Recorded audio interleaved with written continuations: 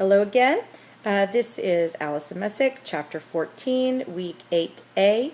The question I'm answering is number 7. What kind of threat does the prospect of the intrusion of deadly diseases present to Americans? Should it be thought of as a national security problem? If not, what kind of problem is it? Absolutely, it is a national security problem. There's a couple of reasons why, but something that struck me with respect to the intrusion of deadly diseases has to do with the CDC, Center for Disease and Control. I think about the consequences of those viruses being used to commit a terrorist act, and I also think about the inadequacy of vaccines.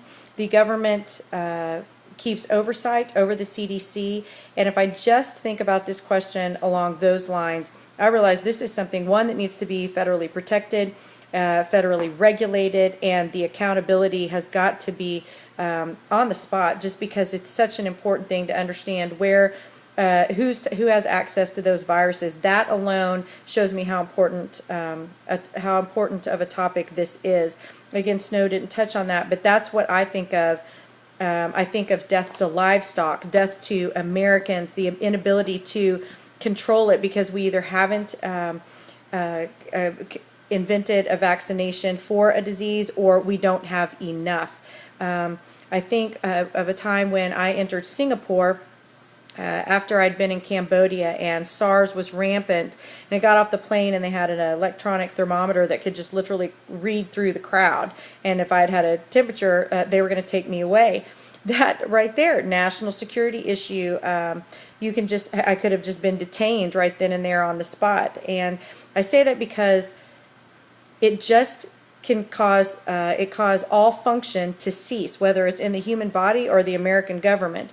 So absolutely, it is a national security issue. I understand, according to Snow, that the immediacy of the threat, or sometimes it makes it seem like it's not a clear and present danger to go all Tom Clancy on you.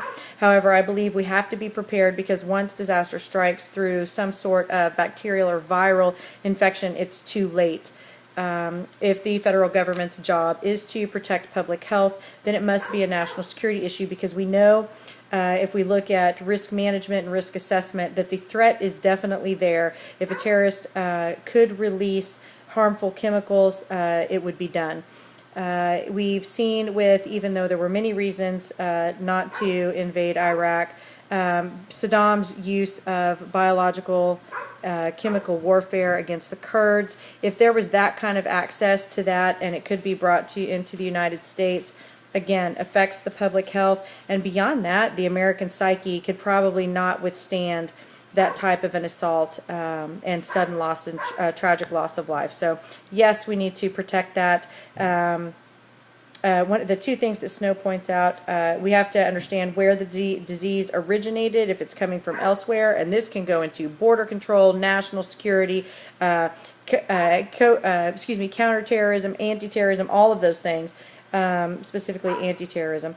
And then the other thing is the impact on life that it would have. And again, I think of anthrax and livestock. I think of human health as well. So it's just huge. I think even something that could destroy crops quickly before we could recover is a national security issue. So yes, we've got to watch this, and we need to stand ready to protect human life against this type of assault. Thanks so much.